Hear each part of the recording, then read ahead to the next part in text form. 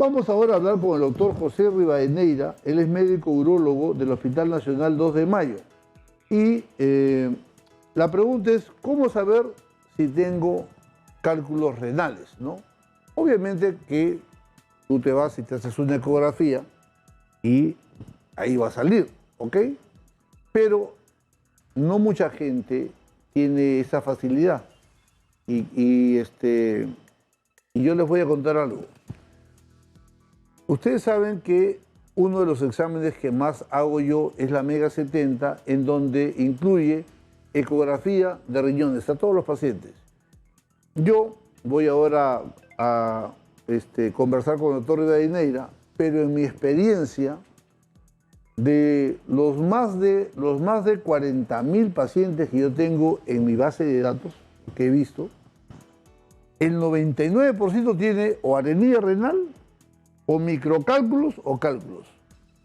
Eso es la realidad del país, en mi experiencia, y lo tengo documentado con todas las historias. Entonces, vamos a hablar con el doctor Rivadeneira, que es especialista en la materia, para que nos hable todo lo referente a cálculos renales. Doctor José Rivadeneira, gracias por estar en Exitosa. Buenas tardes. Buenas noches, ¿cómo está? Buenas noches. Doctor, ¿qué tal? ¿Por qué el peruano tiene tantos cálculos renales? Bueno, mucho tiene que ver con los hábitos de los peruanos. Los cálculos renales en general se forman porque hay un sedimento dentro de la orina que se va acumulando poco a poco, ¿no? Unos cristales, y esta acumulación poco a poco va a formar lo que es el cálculo piedra. Entonces, aquí uno de los factores más importantes es la dieta, el consumo de líquido. Por ejemplo, hay mucha gente, muchas personas que consumen poco líquido, y este consumo escaso de líquido puede favorecer a que las orinas sean muy concentradas y favorecer ello la cristalización de estos minerales y finalmente formar lo que se conoce como cálculo o piedra. Entonces, ese es el factor en realidad más importante. Ok, hay también un mito de mucha gente. Las personas que tienen osteopenia y tienen osteoporosis, su médico les receta que tome su fijador de calcio y le da su citrato de calcio o carbonato de calcio. Y el paciente dice, doctor, claro, yo no tomo, doctor, porque si no me va a formar cálculos. ¿Qué nos dice usted ante esa disyuntiva que tiene el paciente? Sí, muchos pacientes llegan a consulta con esa duda. Tenemos una población alta de mujeres que tienen este tema de osteoporosis, ¿no? Y consumen suplementos de calcio, pero aquí hay que acotar algo, que los suplementos de calcio se dan con fijadores de calcio, y lo que importa al fin y al cabo para la formación de una piedra es los niveles de calcio en orina, es decir, el calcio excretado en orina. Entonces, si se toma de forma adecuada estos insumos, no debería favorecer la formación de las piedras, ¿ya? Significa suplementos de calcio con fijadores de calcio.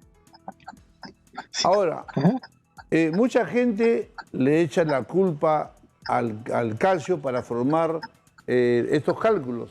Sin embargo, los médicos sabemos que hay diferentes tipos de cálculos. ¿Nos podría recordar, doctor, la diferente tipología? Por supuesto que sí. En primer lugar, tengo que comentar que efectivamente la mayoría de cálculos de la vía urinaria son de calcio, pero ojo, no solo hay de calcio. Hay oxalato de calcio, fosfato de calcio. Hay unos cálculos muy conocidos como llamados los cálculos infecciosos, asociados a algunas bacterias, ya que están formados por estrubita, amonio, fosfato. Hay cálculos de cistina, hay cálculos de ácido úrico, ¿no? Entonces, en realidad existe una gran variedad de componentes que pueden formar un cálculo dentro de la vía urinaria. Pero es verdad, el más frecuente y el más común son aquellos asociados al calcio. Oxalato de calcio o fosfato de calcio. Doctor Rivadeneira, ¿cuánto es lo que usted aconseja que una persona, un adulto, cuánto de líquido debería tomar al día para que tenga la oportunidad de hacer un buen lavado constante de sus riñones y no permitir que se acumule este sedimento y después estamos con las piedras. Correcto. Como mencioné, el consumo de líquido es vital, importante para evitar la formación de cálculos o, como usted lo ha dicho, para que no haya esta acumulación. Entonces, el consumo de líquido, en general, si quiero, voy a dar un número, sería 2,5 litros a 3 litros. Pero eso hay que tener en cuenta que mucho depende del tamaño de la persona, del peso de la persona y la actividad en realidad que se dedique. No es igual el consumo de líquido de una, por ejemplo, de una mujer de tamaño 1,50 m que hace labores de sedentarismo, o sea, trabajo de oficina, ¿no? A un varón de más de 1,80 m que se dedica a hacer actividad física plena. Entonces, si yo voy a dar un número en promedio, 2,5 litros a 3 litros de agua, pero obviamente eso va a depender de la actividad a la que se dedica la persona, de su peso y de su talla. Uh-huh. Doctor, ¿cuál es la diferencia, digamos, en tamaño, si queremos medir las piedritas? ¿Cuál es la diferencia entre arenilla, microcálculos y cálculos y por qué es importante su tamaño? Ya, esta pregunta es muy importante. Como usted mencionó al inicio, es muy común que la mayoría de pacientes que tienen cálculos o tienen arenilla o tienen, como usted lo mencionó, microcálculos. En general, a nosotros nos interesa que el cálculo de la piedra sea menor a 5 milímetros. ¿Por qué?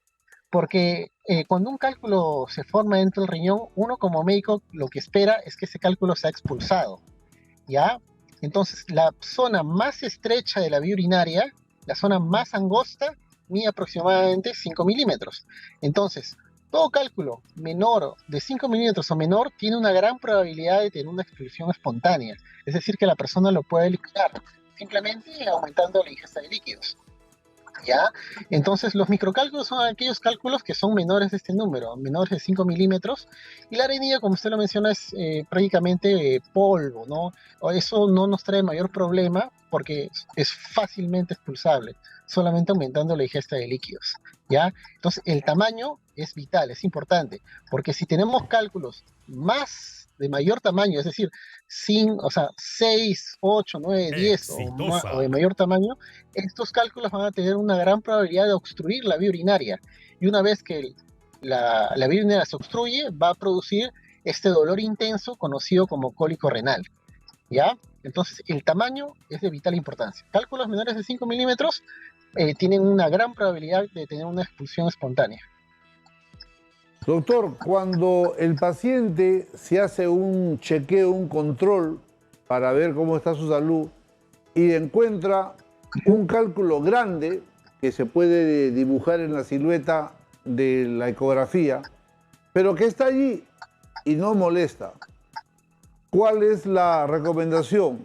¿Hay que atacar al cálculo o cálculo que no molesta no se toca?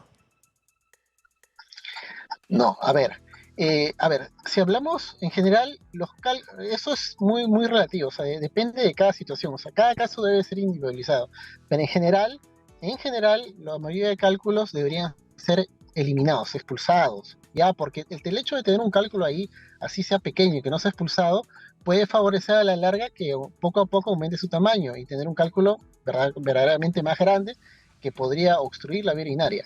Ahora, si bien es cierto, hay cálculos que están alojados dentro del riñón y que no obstruyen ciertamente la vía urinaria o lo obstruyen parcialmente. Estos generalmente son llamados los cálculos coraliformes, que adoptan la forma de coral. Es decir, dentro, el espacio de la vía urinaria donde normalmente la orina discurre, ahí está ese cálculo. Estos cálculos, en general, por ejemplo, suelen ser muy cálculos infectivos. Y si uno no lo extrae, ¿ya? Este cálculo poco a poco va a dañar el riñón, porque va a originar un proceso inflamatorio local dentro del riñón y va a poder, al fin y al cabo, llevar el riñón a una insuficiencia renal a largo plazo. No estoy hablando de días, sino esto es cuando hay un proceso de años, ¿ya? Y si por mala suerte ese cálculo que no obstruía comienza a obstruir, va a originar el cólico renal y que ese riñón se comienza a dilatar. Y eso obviamente va a deteriorar el funcionamiento de este riñón, ¿ya? En conclusión, los cálculos en general deben ser eliminados. Cálculos grandes, con mucha más razón. Doctor Rivadeneira, ¿cuándo el urólogo recomienda las ondas de choque como un mecanismo de disolver, romper, eliminar los cálculos renales? Ya, las ondas de choque, o también llamado litotripsia extracorpórea, se utiliza para piedras de un tamaño no muy grande y que no tengan una dureza o sea, que no tengan una gran dureza. En términos médicos, estamos hablando de Exitosa. cálculos o piedras menores de 15 milímetros y que tengan una dureza máximo, como lo de un hueso, que en medicina se conoce como 1000 unidades Hanfield. Es decir, piedras menores de 15 milímetros o no tan duras son candidatas a ser eliminados con litotripsia extracorpórea, o también conocida como ondas de choque. ¿Cuándo ya es necesario, doctor, la cirugía? Ya, la cirugía en sí va a depender, o sea, como le mencioné, cada paciente tiene que ser individualizado. No es igual operar a un paciente que tenga un riñón o un paciente que tiene los dos riñones. Es el ejemplo más importante. Pero generalmente, la mayoría de cálculos mayores de 6, 7, 8, 9 milímetros o más suelen ser operados quirúrgicamente. Ahora, actualmente hay diferentes técnicas quirúrgicas que no implican un corte, o sea, una cirugía abierta. Actualmente la tecnología nos permite operar cálculos con cirugía mínimamente invasiva. Algunos lo conocen como energía láser, otros son conocidos como cirugía percutánea de las vías urinarias, ¿no? Entonces, cálculos 7, 8, 9, 10 o de mayor tamaño, suelen suelen tener la indicación de tratamiento quirúrgico. Ok, en su experiencia, en la literatura, en los congresos que usted ha asistido, ¿en qué casos son, por ejemplo, útiles medicamentos como el Robatinez, por ejemplo, ¿no? O el Citroflow, que tienen un mecanismo de acción similar y que van acompañados de la tansulosina para hidratar el uréter y favorecer, o sea, toda una salida, porque a veces el paciente dice, doctor, no me quiero operar, tengo miedo o no tengo la plata, como una opción B o una opción C. ¿Qué tanto en su experiencia da resultado estos métodos? Muy bien, eso siempre es un tema muy discutible, lo discutimos en realidad bastante cuando conversamos entre colegas. La realidad es que en algunos pacientes, en algunos casos específicos, los puede ayudar y en otros no. Eso mucho depende de la composición del cálculo. Por ejemplo, hay cálculos que se forman en orinas que nosotros lo llamamos alcalinas y otros cálculos que se forman en orinas ácidas. La mayoría de estos medicamentos son alcalinizadores, algunos son alcalinizadores de la orina.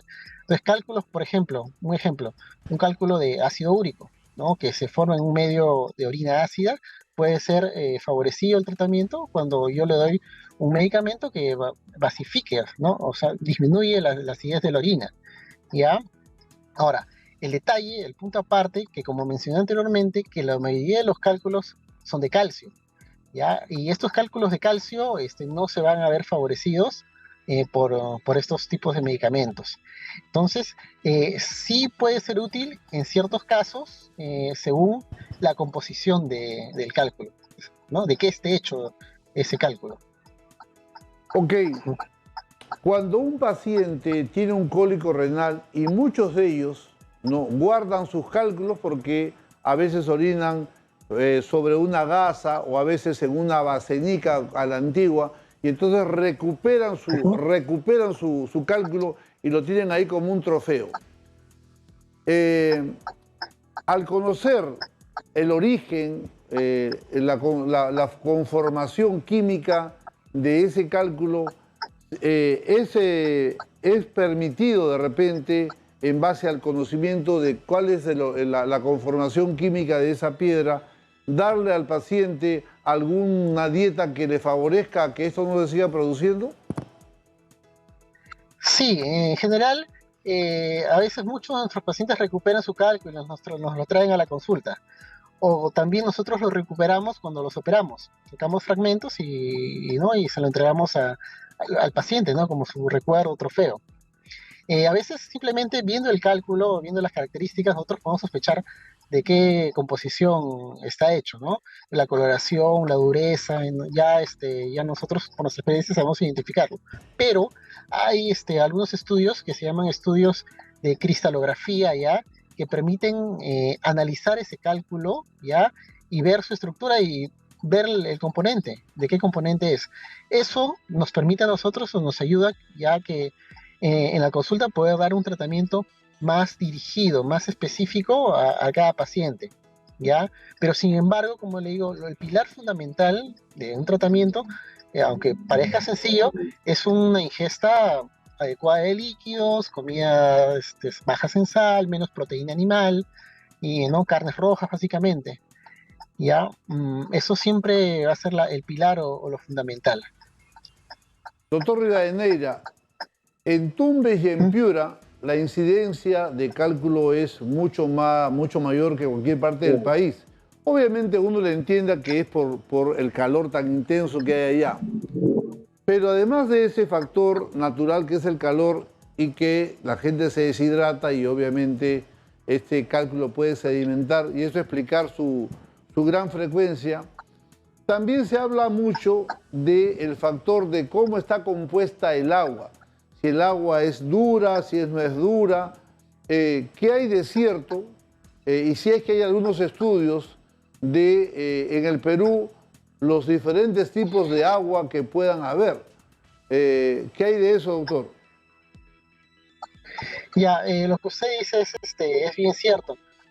Yo, por ejemplo, trabajo en el Hospital Nacional de Mayo y pues, al ser un hospital de referencia, llegan pacientes obviamente de todo el Perú y tenemos una gran población de la zona norte. ¿Ya? Y es verdad lo que usted dice, los pacientes tienen una alta incidencia de enfermedad litiásica, de cálculos en la vía urinaria. Esto se debe a muchos factores, como se mencionó, por la deshidratación, por el calor extremo, el tipo de dieta, ¿no? Ya tienen una dieta muy, por así decirlo, intensa, alta en sales, ¿no? Respecto al agua, actualmente es un poco también controversial acerca de si en verdad esto pues, favorece o no. Ya, en general no hay una gran diferencia respecto al tipo de agua, porque al fin y al cabo el cuerpo lo metaboliza, el agua al fin y al cabo va a entrar a formar parte de la orina y va a diluir todos los componentes que se están excretando y poder favorecer su expulsión, ¿no? Entonces, en la práctica no hay, en realidad, como le digo, una mayor diferencia. También es un tema un poco controversial. Hay muchos temas todavía hay ciertas dudas, ¿no? Sobre cómo en realidad esto abordan con nuestro cuerpo. Va a haber comentarios o algunas opiniones que dicen que efectivamente las aguaduras podrían favorecerlo y otros que cuando se hacen los estudios y lo comparan no se ha encontrado en realidad una mayor diferencia. Perfecto. Bueno, doctor, las personas que lo han escuchado, que lo han seguido a nivel nacional, ¿dónde pueden encontrar al doctor José Rivadeneira? Bueno, es muy importante mencionar, yo, como les dije, yo trabajo en el Hospital Nacional 2 de Mayo, ahí me pueden encontrar, nosotros estamos siempre tratamos de estar a la vanguardia de lo que es la urología en el Perú y contamos con con gran capacidad médica y bastante tecnología, ¿no? Para poder abordar estos problemas de cálculos. Así que si a mí me pueden encontrar ahí, yo encantado de poder atenderlos. Ok, bien, le agradecemos al doctor José Rivadeneira, médico urólogo del Hospital Nacional 2 de Mayo. Gracias, doctor, por su tiempo y su paciencia. Correcto. Buenas noches. Hasta luego.